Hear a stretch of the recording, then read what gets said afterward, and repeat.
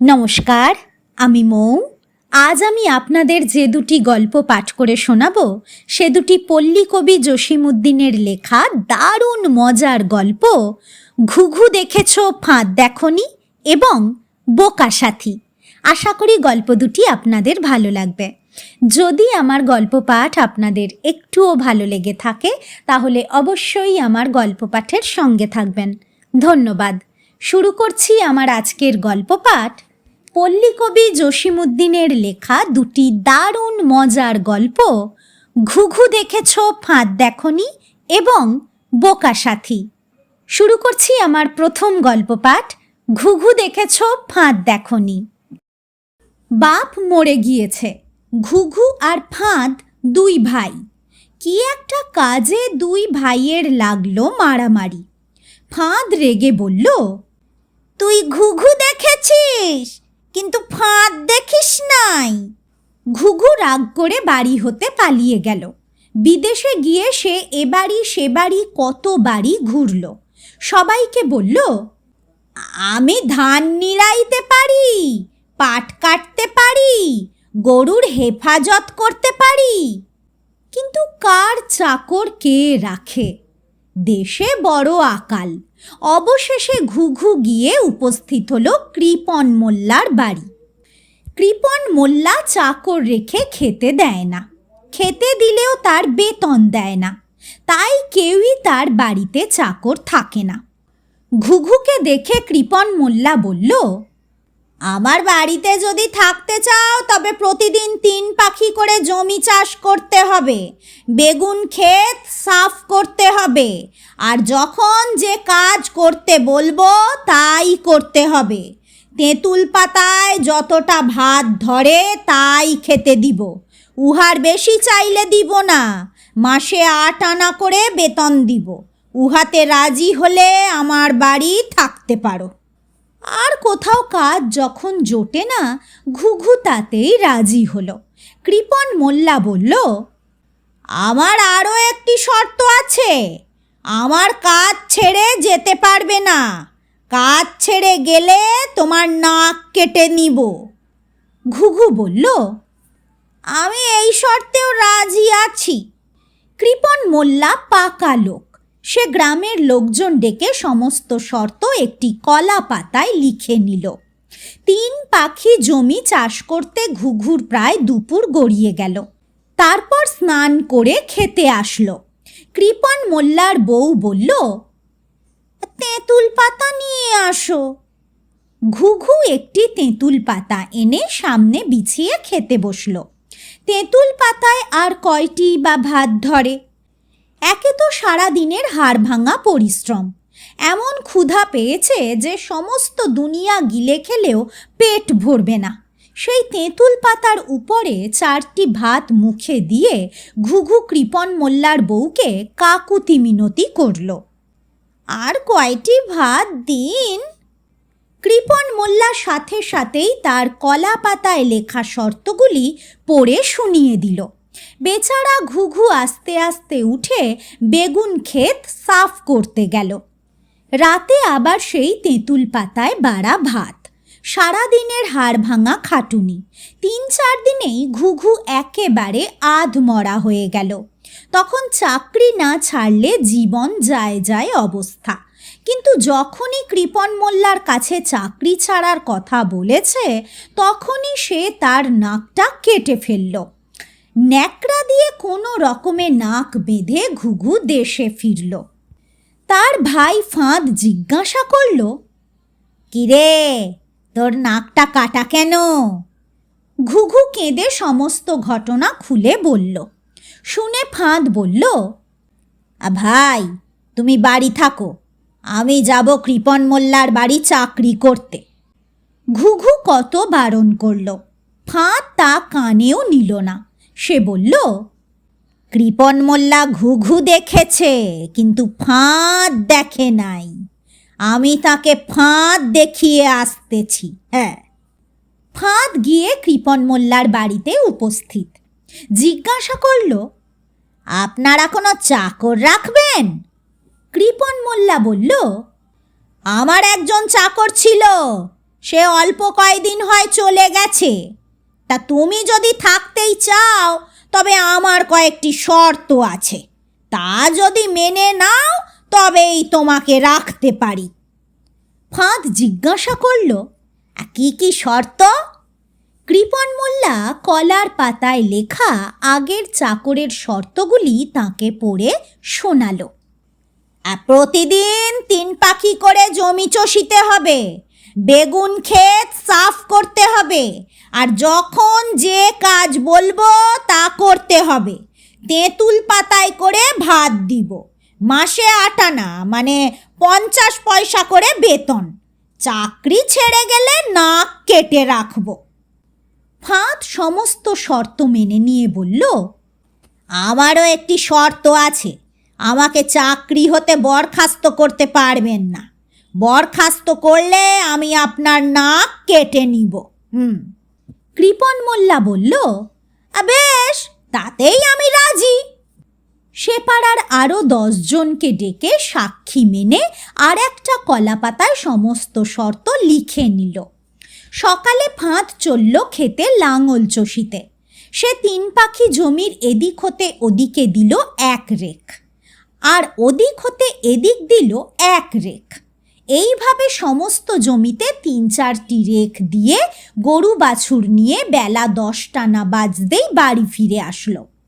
এসেই বলল, খেতে লাঙল দেওয়া শেষ হয়েছে, এখন আমাকে খেতে দাও। কৃপণ মোল্লার বউ বলল, আগে তেঁতুল পাতা নিয়ে আসো। ফাঁদ বলল, একটি ধামা দাও আর 1খানা কুড়াল আমাকে দাও। ধামা কুড়াল নিয়ে ফাঁদ কৃপণ মোল্লার উঠানের তেঁতুল গাছটির বড় ডালটি কুপিয়ে কেটে ফেলল।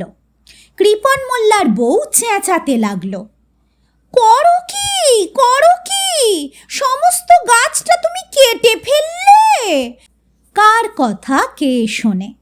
সেই কাটা ডাল হতে মুঠি মুঠি তেঁতুল পাতা এনে অর্ধেক উঠানে বিছিয়ে দিয়ে বলল, এবার আমাকে ভাত দাও।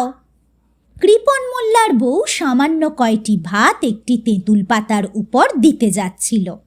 ফাঁদ বলল, আমার সঙ্গে চালাকি করলে চলবে না। শর্তে লেখা আছে তেঁতুল পাতায় করে ভাত দিতে হবে।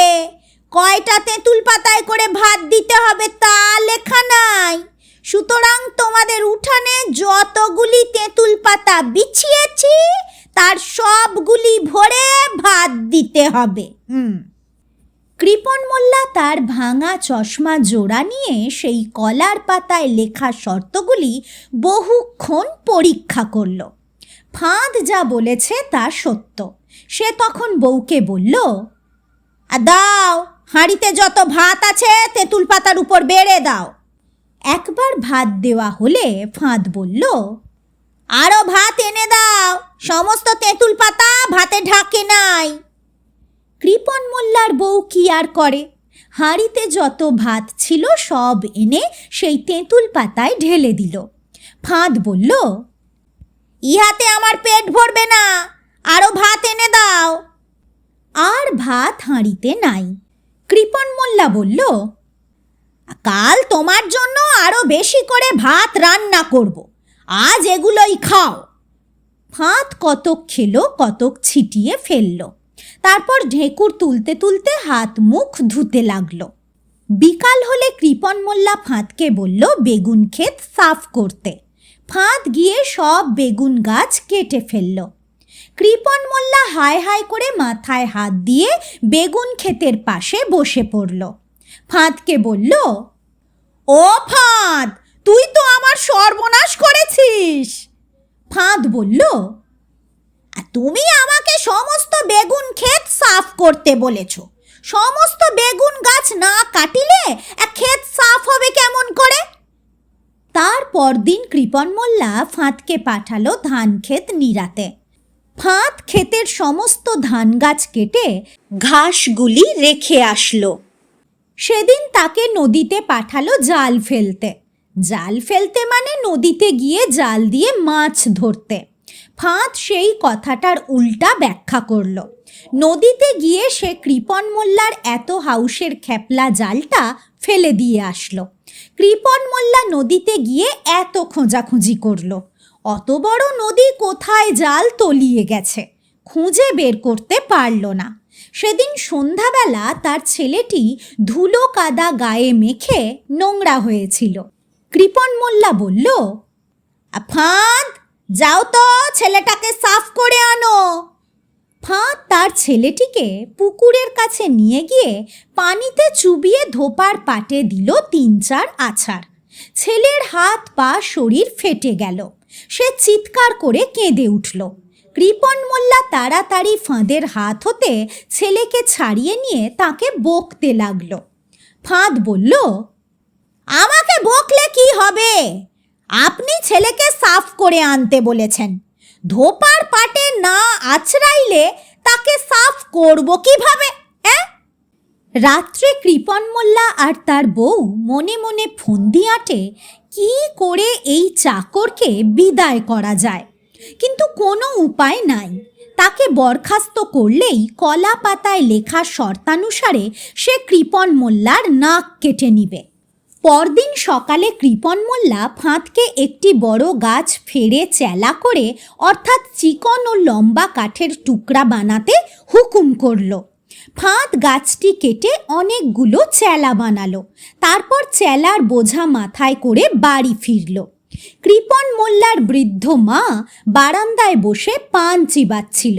ফাঁদ তাকে গিয়ে জিজ্ঞাসা করল, খড়ির বোঝা কোথায় নামাবো? সারা উঠান খালি পড়ে আছে, যেখানে সেখানে নামানো যায়।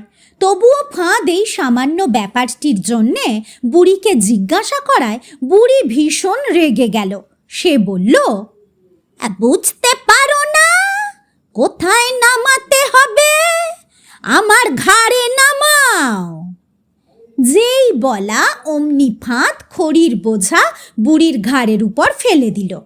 ঘাড়ের উপর এতগুলো কাঠের ভার সইতে না পেরে বুড়ি দাঁত কেলিয়ে মরে গেল। কৃপণ মোল্লা ফাঁদকে কিছু বলতেও পারে না, কারণ সে বুড়ির আদেশ মতোই কাজ করেছে।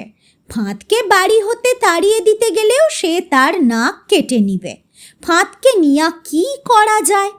প্রতিদিন সে একটা না একটা অঘটন করে বসে। অনেক ভেবে চিনতে কৃপণ মোল্লা ঠিক করল সে আর তার বউ তীর্থযাত্রা গিয়ে অন্তত কিছু দিনের জন্য ফাঁদের হাত হতে রক্ষা পাবে।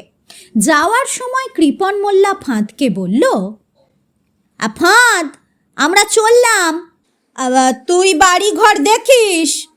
ফাঁদ জবাব দিল, আর বলতে হবে না, তোমরা নিশ্চিন্তে চলে যাও, আমি সব দেখব।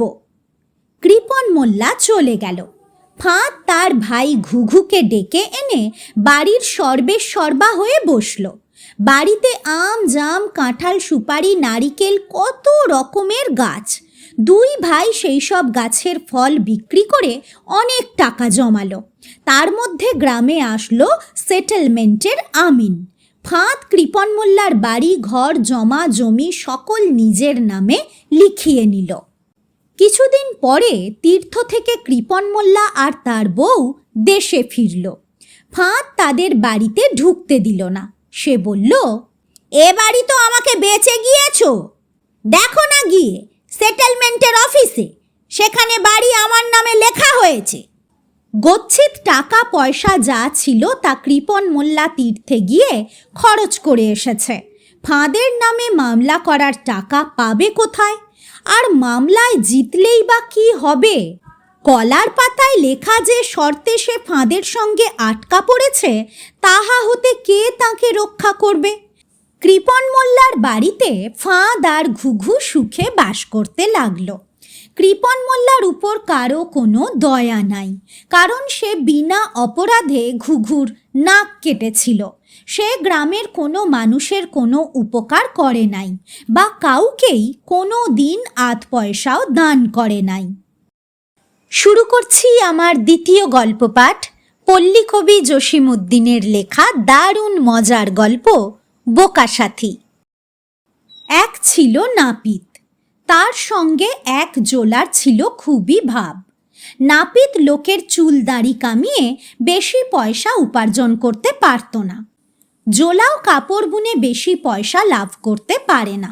দুইজনেরই সংসারে খুব টানাটানি যাচ্ছিল, আর টানাটানি বলে কারো বউই কাউকে দেখতে পারে না। এটা কিনে আনো নাই, ওটা কিনে আনো নাই বলে বউরা দিন রাতি শুধু খিটির মিটির করে। কাহা তো কার এই জ্বালা যন্ত্রণা সহ্য করা যায়।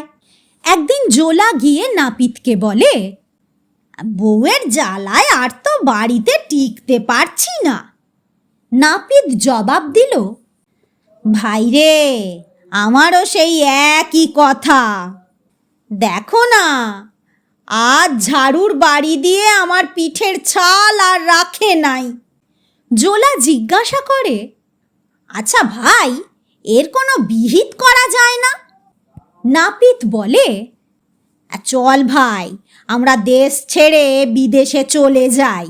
সেখানে বউরা আমাদের খুঁজেও পাবে না, আর জ্বালাতনও করতে পারবে না। সত্যি সত্যি একদিন তারা দেশ ছেড়ে পালিয়ে গেল। এদেশ ছাড়িয়ে ওদেশ ছাড়িয়ে যেতে যেতে তারা এক বিজন বন জঙ্গলের মধ্যে এসে পড়ল।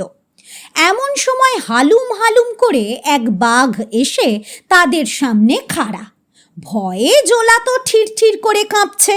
নাপিত তাড়াতাড়ি তার ঝুলি থেকে একটি আয়না বের করে বাঘের মুখের সামনে ধরে বলল, এই বাঘটা তো আগেই ধরেছি, জোলা তুই দড়ি বের কর, সামনের বাঘটাকেও বেঁধে ফেলি। বাঘ আয়নার মধ্যে তার নিজের ছবি দেখে ভাবল, এরা না জানি কত বড় পালোয়ান, একটা বাঘকে ধরে রেখেছে, আবার আমাকেও বেঁধে রাখতে দড়ি বের করছে। এই না ভেবে বাঘ লেজ উঠিয়ে দিল চম্পট। জোলা তখনও ঠিরঠির করে কাঁপছে। বনের মধ্যে আঁধার করে রাত আসলো। ধারে কাছে কোনো ঘরবাড়ি নাই। সেখানে দাঁড়িয়ে থাকলে বাঘের পেটে যেতে হবে। সামনে ছিল একটা বড় গাছ। দুইজনে যুক্তি করে সেই গাছে উঠে পড়ল। এদিকে হয়েছে কি, সেই যে বাঘ ভয় পেয়ে পালিয়ে গিয়েছিল, সে গিয়ে আর সব বাঘদের বলল, অমুক গাছের তলায় দুইজন পালোয়ান এসেছে, তারা একটা বাঘকে ধরে রেখেছে, আমাকেও বাঁধতে দড়ি বের করছিল। এই অবসরে আমি পালিয়ে এসেছি, তোমরা কেউ ওই পথ দিয়ে যেও না। বাঘের মধ্যে যে মোড়ল, সেই জাঁদরেল বাঘটি বলল, কিসের পালোয়ান? মানুষ কি বাঘের সাথে পারে? চল সকলে মিলে দেখে আসি। জঙ্গি বাঘ, সিঙ্গি বাঘ, মামদু বাঘ, খুঁতখুঁতে বাঘ, কুতকুতে বাঘ, সকল বাঘ তর্জন গর্জন করে সেই গাছের তলায় এসে পৌঁছল। একে তো অন্ধকার রাত, তার উপরে বাঘের হুঙ্কার। অন্ধকারে জোড়া জোড়া বাঘের চোখ জ্বলতেছে। তাই না দেখে জোলা তো ভয়ে ভয়ে কেঁপে অস্থির। নাপিত যত বলে, জোলা একটু সাহসে ভর কর, জোলা ততই কাঁপে। তখন নাপিত দড়ি দিয়ে জোলাকে গাছের ডালের সঙ্গে বেঁধে রাখল। কিন্তু তারা দুইজন গাছের মগডালে আছে বলে বাঘ তাদের নাগাল পাইতেছে না। তখন জাঁদরেল বাঘ আর সব বাঘদের বলল, দেখ, তোরা একজন আমার পিঠে ওঠ, তার পিঠে আর একজন ওঠ, তার পিঠে আর একজন ওঠ, এমনি করে উপরে উঠে হাতের থাবা দিয়ে এই লোক দুটোকে নামিয়ে নিয়ে আয়।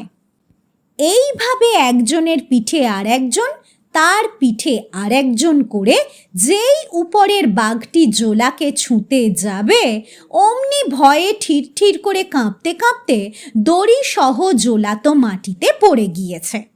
উপরের ডাল হতে নাপিত বলল, জোলা তুই দড়ি দিয়ে মাটির উপর হতে জাঁদরেল বাঘটিকে আগে বাঁধ, আমি উপরের দিক হতে একটা একটা করে সবগুলি বাঘকে বাঁধতেছি। এই কথা শুনে নিচের বাঘ ভাবল, আমাকেই তো আগে বাঁধতে আসবে। তখন সে লেজ উঁচিয়ে দে দৌড়। তখন এ বাঘের উপরে পড়ে ও বাঘ, সে বাঘের উপরে পড়ে আর এক বাঘ।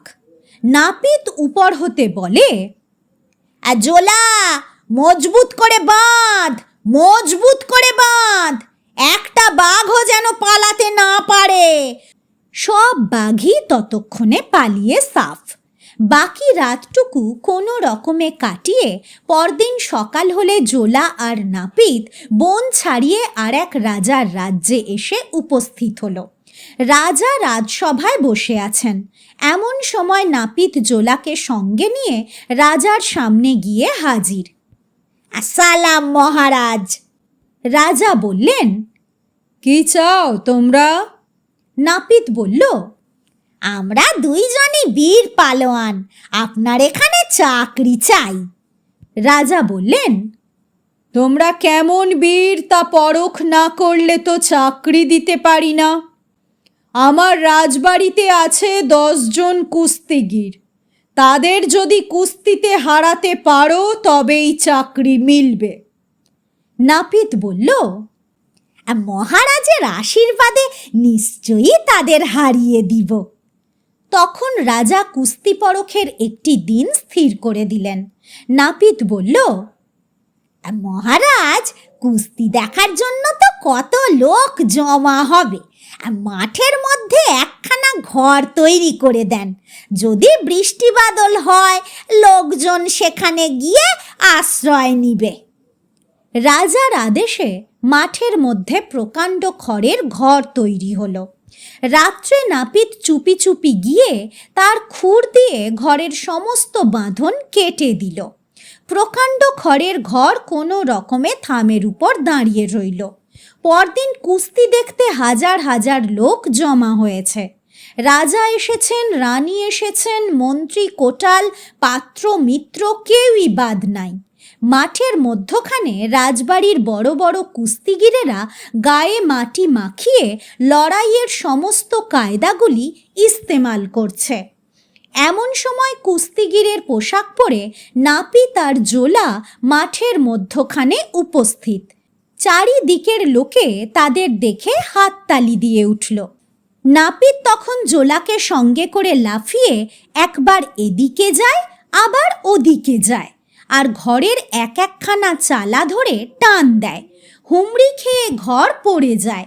সভার সব লোক অবাক।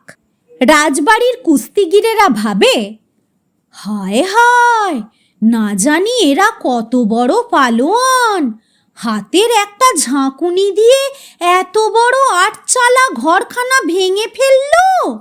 ইহাদের সঙ্গে লড়তে গেলে ঘরেরই মতো তারা আমাদের হাত পাগুলো ভেঙে ফেলবে।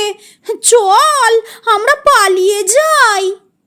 তারা পালিয়ে গেলে নাপিত তখন মাঠের মধ্যখানে দাঁড়িয়ে বুক ফুলিয়ে রাজাকে বলল, মহারাজ, জলদি করে আপনার পালোয়ানদের ডাকুন দেখি, তাদের কার গায়ে কত জোর।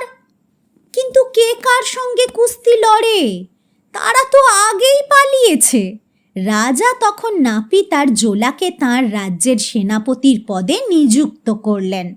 সেনাপতির চাকরি পেয়ে জোলা আর নাপিত তো বেশ সুখেই আছে। এর মধ্যে কোথা হতে এক বাঘ এসে রাজ্যে মহা উৎপাত লাগিয়েছে। কাল এর ছাগল নিয়ে যায়, তো পরশু ওর গরু নিয়ে যায়, তারপর মানুষও নিয়ে যেতে লাগলো। রাজা তখন নাপিত আর জোলাকে বললেন, তোমরা যদি এই বাঘ মারতে পারো তবে আমার 2 মেয়ের সঙ্গে তোমাদের 2 জনের বিবাহ দিব। নাপিত বলল,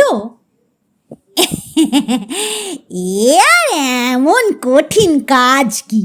তবে আমাকে 5 মণ ওজনের একটি বড়শি আর গোটা আস্টেক পাঁঠা দিতে হবে। রাজার আদেশে তখন 5 মণ ওজনের একটি লোহার বড়শি তৈরি হলো। নাপিত তখন লোকজনের নিকট হতে জেনে নিল কোথায় বাঘের উপদ্রব বেশি আর কোন সময় বাঘ আসে। তারপর নাপিত সেই বড়শির সঙ্গে 7-8টা পাঁঠা গেঁথে এক গাছি লোহার শিকলে সেই বড়শি আটকে একটা গাছের সঙ্গে বেঁধে রাখল। তারপর জোলাকে সঙ্গে নিয়ে গাছের মগডালে উঠে বসে রইল। অনেক রাত্রে বাঘ এসে সেই বঁড়শি সমেত পাঁঠা গিলতে গিয়ে বঁড়শিতে আটকে গিয়ে তর্জন গর্জন করতে লাগলো। সকাল হলে লোক ডেকে নাপিত আর জোলা লাঠির আঘাতে বাঘটিকে মেরে ফেলল। রাজা ভারী খুশি। তারপর নাপিত আর জোলার সঙ্গে তার 2 মেয়ের বিবাহ দিয়ে দিল। বিবাহের পরে বউ নিয়ে বাসর ঘরে যেতে হয়। জোলা একা বাসর ঘরে যেতে ভয় পায়। নাপিতকে সঙ্গে যেতে অনুরোধ করে। নাপিত বলে, বেটা জোলা, তোর বাসর ঘরে আমি যাব কেমন করে?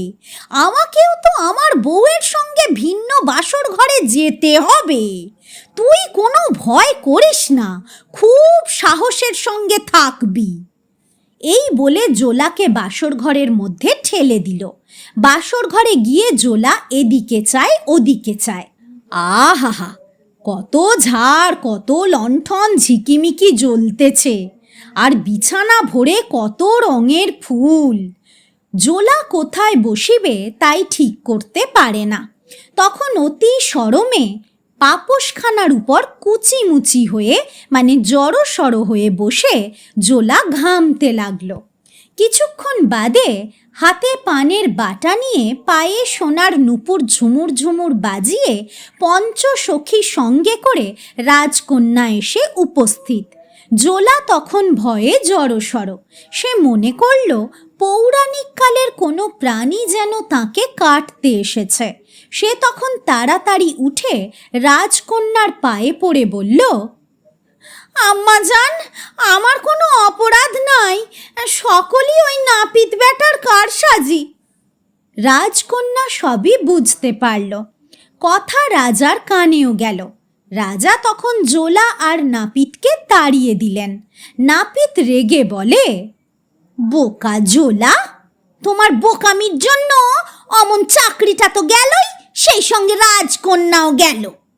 জোলা নাপিতকে জড়িয়ে ধরে বলল, তা গেল গেল, চলো ভাই, দেশে গিয়ে বউদের লাথি গুঁতা খাই।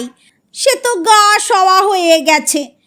এমন সন্দেহ আর ভয়ের মধ্যে থাকার চেয়ে সেই ভালো।